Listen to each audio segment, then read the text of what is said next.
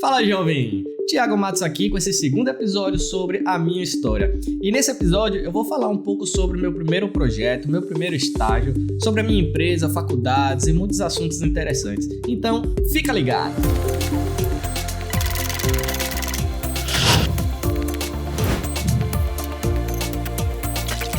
E meu primeiro projeto, assim, de fato, quando eu falo meu primeiro projeto, significa que realmente eu cobrei para desenvolver, certo? Eu fiz sites, como eu falei no episódio anterior, mas foi só em termos de aprendizado, tá? Agora, o meu primeiro projeto que realmente eu cobrei para poder fazer foi para a minha professora de biologia, quando eu tinha, nem lembro a idade, mas eu era segundo ano do colégio.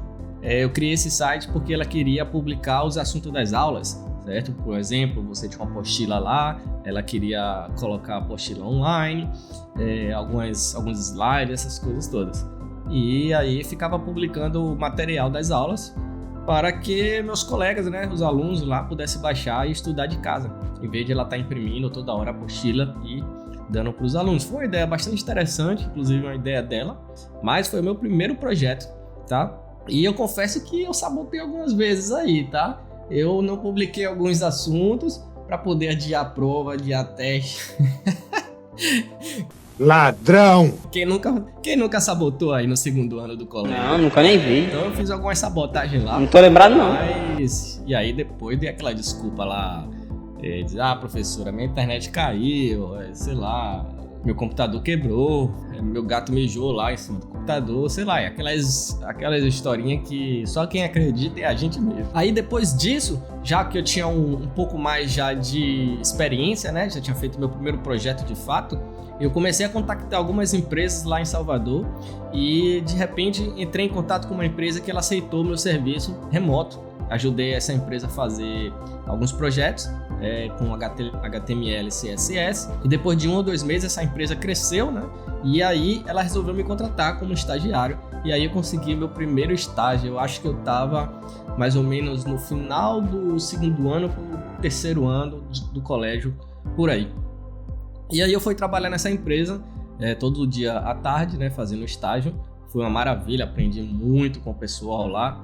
Inclusive era uma empresa também de hospedagem de sites e a gente lá tinha uns servidores locais, certo? Aqueles servidores nada muito robusto, mas tinha as máquinas lá e eles hospedavam. Então realmente eu tive uma boa experiência lá. Inclusive os donos dessa empresa eu fui descobrir depois de 3 ou 4 meses trabalhando lá que eles eram meus primos lá de terceiro ou quarto grau por causa do sobrenome. Foi um evento assim, bem curioso na época, que imagina, a gente trabalhando se conheceu através de desenvolvimento de site e de repente dizer, cara, você é meu primo, só que lá de terceiro ou quarto grau, coisa desse tipo. E aí eu fiz amizade lá com o pessoal, né? O Paulo e o Daniel, que são gêmeos, provavelmente eles vão assistir isso daí. Foi uma oportunidade muito bacana lá na empresa deles, que era a DL Server. Aprendi muito sobre hospedagem de site, como é que funciona, transferir arquivos e tal. E naquela época aí eu fazia muito a parte de front-end e de design também, mexendo no Photoshop, né? E o site daquela época eram sites, como eu falei no episódio passado, né? O site com a cara de 1990, aquele site cheio de GIF, cheio de iframe, cheio de coisas do tipo. Com o passar do tempo tive mais experiências, resolvi fazer a faculdade de design gráfico.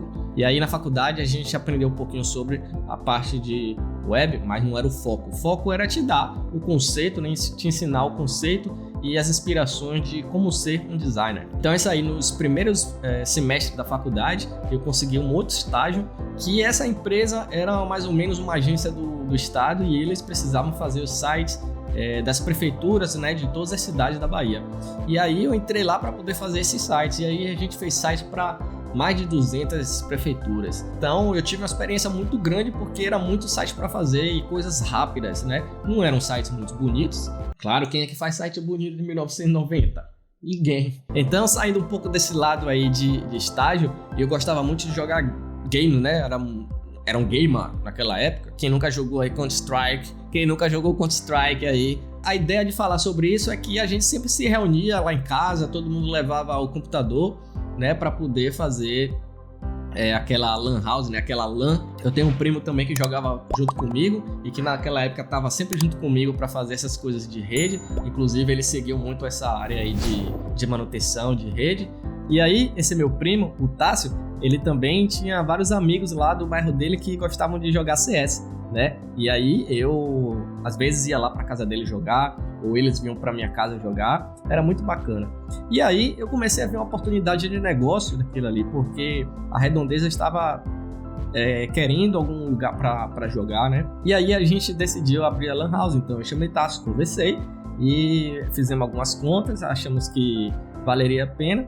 E isso em Salvador foi uma febre, como em todo lugar aí do Brasil, eu acredito. E aí a gente abriu a Lan House na garagem dele, né? A garagem dele tinha bem rústica, assim, uma parede de pedra, tipo brita. E aí a gente deu o nome de A Gruta. Então a nossa Lan House se chamava A Gruta. Aí foi uma febre lá no bairro dele. Tinham poucas máquinas, eu acho que a gente no máximo chegou a ter mais ou menos 10 máquinas. Mas foi muito divertido, né?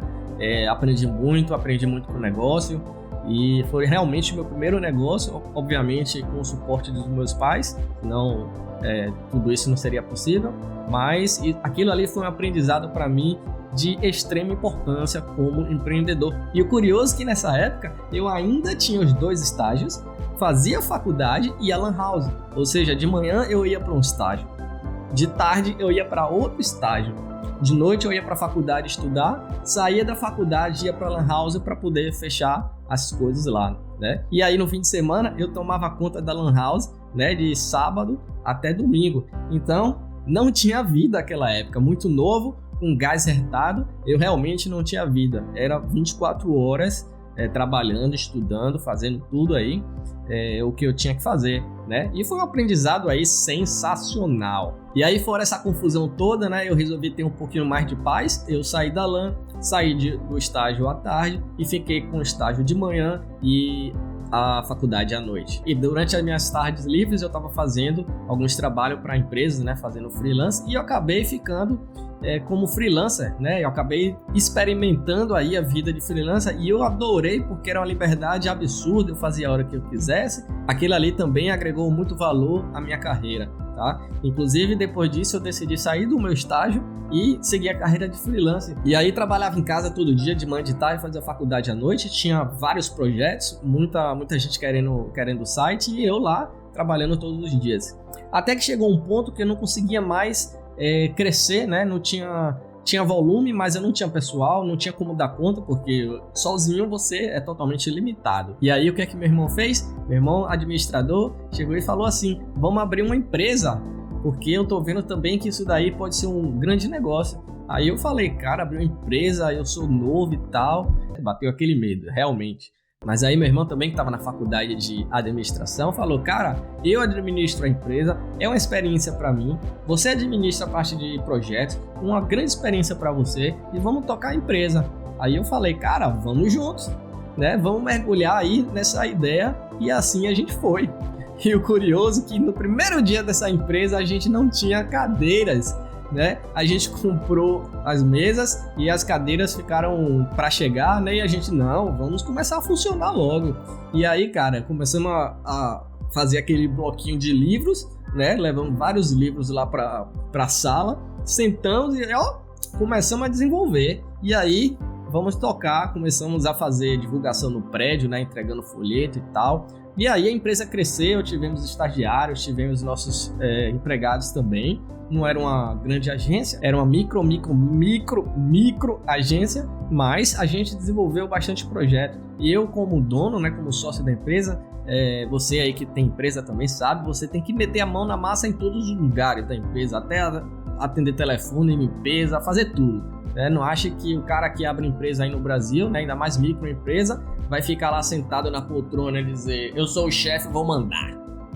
Vou ficar aqui parado. A empresa vai falir no primeiro ano. Não, a gente tem que meter a mão na massa de fato, meu amigo, certo?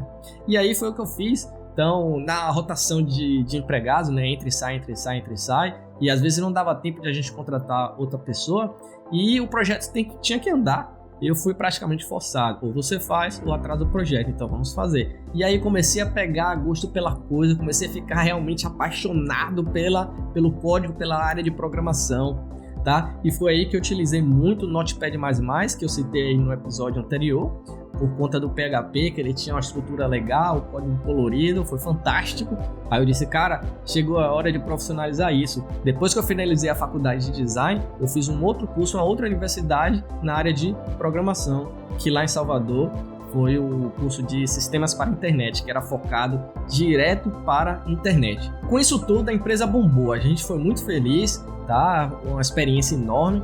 Se eu não falei o nome da empresa, era W3 Criações, então a W3 vinha de www lá do endereço, certo? E criações porque a gente criava coisas para internet. Aí depois disso, meu irmão resolveu estudar engenharia, fez a faculdade de engenharia, a segunda faculdade dele também, e aí resolveu seguir a carreira de engenheiro. E aí eu já tinha um pensamento, né, de sair do país há um tempo, desde que meu irmão saiu da empresa. E aí eu falei, cara, vamos fazer o seguinte, vamos tentar começar a trabalhar em casa, começar a juntar dinheiro, porque no futuro, se realmente decidir sair do país, eu já tenho aí uma boa reserva, tá? E aí eu comecei a fazer isso e comecei a realmente botar em prática meu plano de sair do país. Mas eu não tinha ideia de sair do país e morar fora por bastante tempo, eu só queria conhecer o mundo lá fora. Eu ficava sempre pensando, cara, como é trabalhar numa empresa gringa, como é trabalhar lá como a gente chama, né, lá nas gringas, num office grande e tal, com muita gente, como é a vida de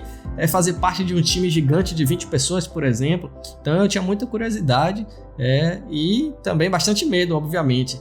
Só que esse assunto aí já vai para o próximo episódio, onde eu vou falar como eu comecei e me estruturei para sair do país e vim aqui parar em Sydney, na Austrália. Então, se você está curioso em saber disso, fica aí aguardando o próximo episódio, que aí eu já vou entrar nesse assunto sobre Sydney, sobre a Austrália e todo o meu processo de decisão até chegar aqui. E aí eu vou falar sobre a vida em Sydney também, beleza? Então, por hoje é só. Eu acho aí que eu contei bastante coisa sobre minha vida de microempreendedor lá no Brasil, que foi uma fase bastante difícil, né? Sabe que microempresas no Brasil, para sobreviver, para respirar, tem que fazer milagres, e foi o que a gente fez, né? Mas enfim, isso é passado, e o que a gente guarda do passado são as experiências e o aprendizado, e eu, em hipótese nenhuma, me arrependo de tudo isso, mas é vida que segue. Eu vou ficando por aqui. Não se esqueça de se inscrever no canal, compartilhar esse vídeo aí com seus amigos, se você achar interessante, beleza? E um forte abraço e eu te vejo aí no próximo vídeo.